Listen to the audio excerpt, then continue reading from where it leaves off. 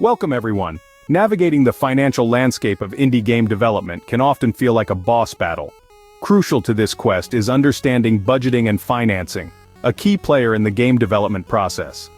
Let's dive deep into this topic and make budgeting for your indie game a breeze.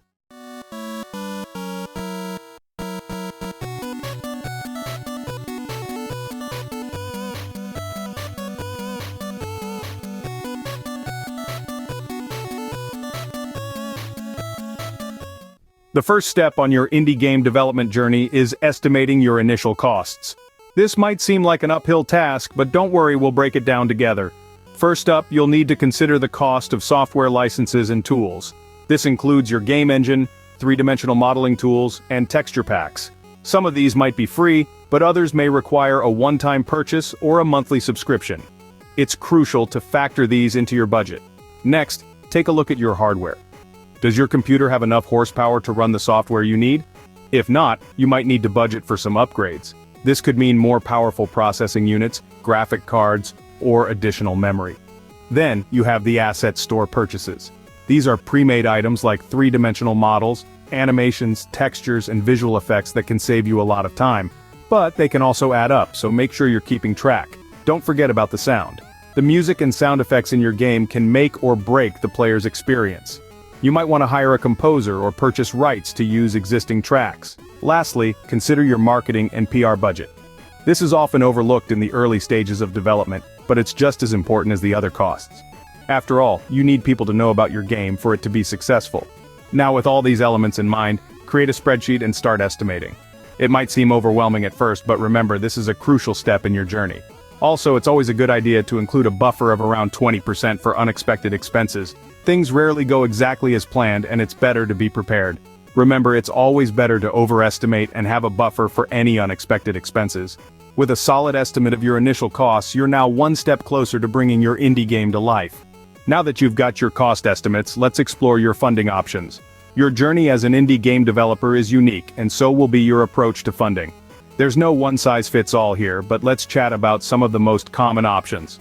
First up is self-funding. This means using your own personal savings. It's a great option if you've got cash reserves to invest. It gives you complete control over your project, but remember, it also means you're shouldering all the financial risk.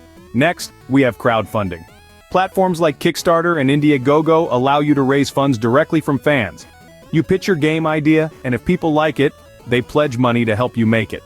Crowdfunding can be a fantastic way to validate your game concept and build a community. But be aware, successful campaigns require a lot of planning and marketing effort. Third, there's angel investment. This involves pitching your game to private investors, who provide capital in exchange for equity in your company.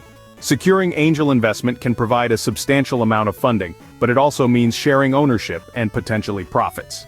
Then, we have grants. Some government bodies and nonprofit organizations offer grants to support indie game development. These are typically competitive, but can be a great source of non-dilutive funding. Make sure to check out any local or national opportunities. Finally, there's the option of taking on freelance work. This means doing contract game development jobs to build up capital. It can be a slower process, but it allows you to hone your skills while earning money for your project. So, there you have it. 5 common funding options for indie game development. Each has its own advantages and challenges, so weigh them carefully. Remember, it's not just about getting the money, it's about choosing a path that aligns with your values, goals, and risk tolerance. Choose the best funding option that suits your financial situation. Securing funding is just the first step. Managing your expenses is the key to success. You might have your initial funding, but that doesn't mean you can go on a spending spree. It's crucial to stick to your cost estimates and budget. To do this effectively, you'll want to create a spreadsheet to meticulously track expenses against specific budget line items. This isn't just about making sure you're not overspending, it's about knowing exactly how much you have left in each category. This will help you identify where you might need to tighten your belt a bit, or where you have a little extra wiggle room. Developing an indie game is a marathon, not a sprint. You'll need to stretch your budget to cover the whole development cycle. This is why revisiting your budget regularly is essential. Every month, take the time to review your expenses. Are you on track? Are there areas where you're spending too much? If you're going over budget in one area, you'll need to adjust elsewhere to compensate. And remember, it's not just about tracking your expenses. You also need to manage them. This means making tough decisions sometimes. Maybe that top-of-the-line piece of hardware isn't necessary right now. Maybe you can find a more cost-effective solution. Maybe you need to put more effort into your marketing strategy instead of relying on paid advertisements. The key here is to be flexible. Your budget isn't set in stone. It's a guide that will help you navigate through the development process. If you're finding that you're consistently going over budget, it might be time to revisit your initial cost estimates. Perhaps they were too optimistic. Or maybe there's been a change in your game's scope that's causing costs to rise. In any case, remember this. Disciplined tracking and cost management is crucial for indie studios with limited budgets. It's not the most glamorous part of game development, but it's one that can make or break your project. So, take it seriously, and your game will have a much better chance of success.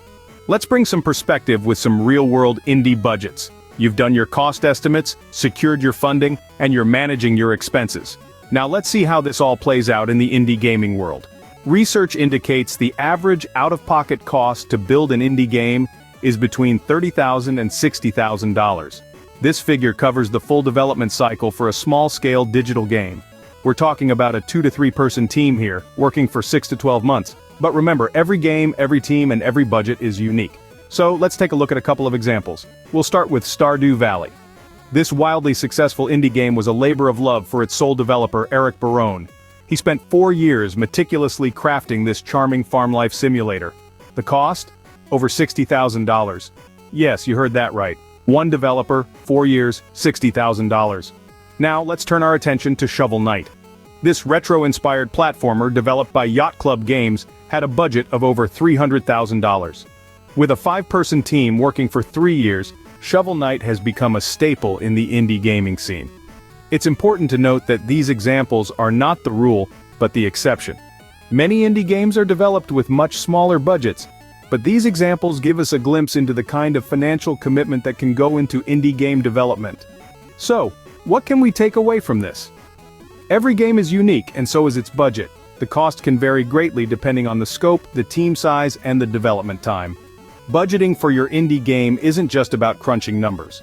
It's about understanding what you want to achieve, how much you're willing to invest, and how long you're prepared to commit. Use these figures as references when creating your own indie game budget. Remember, a well-planned budget is the first step towards a successful indie game. We've covered a lot of ground today, from estimating costs to managing expenses. It's been quite a journey exploring the financial aspects of indie game development, hasn't it? Let's take a moment to recap the key points we've delved into. We started off with estimating initial costs, understanding that it's crucial to account for everything from software licenses and tools, hardware upgrades, asset store purchases, to music, sound effects, and marketing budgets. Remember to add an extra buffer of around 20% for unexpected expenses. Next, we navigated through the various funding options, whether it's self-funding from personal savings, crowdfunding platforms like Kickstarter, angel investment, applying for grants, or taking on freelance work. There's a myriad of ways to gather the funds you need. The best choice depends on your individual circumstances. We then turned our attention to managing expenses. It's not enough to secure funding. You must also be disciplined in tracking costs and sticking to your budget. Regularly revisit your budget and trim areas as needed. Staying on top of your finances is key to ensuring your indie game project doesn't run out of steam. Lastly, we looked at real-world indie budgets, giving you a ballpark figure to work with when planning your own budget. The average out-of-pocket cost to build an indie game can range from $30,000 to $60,000, and this can go up depending on the size and complexity of your project. Remember, a solid budget and funding plan is crucial to your indie game success. Good luck on your game development journey.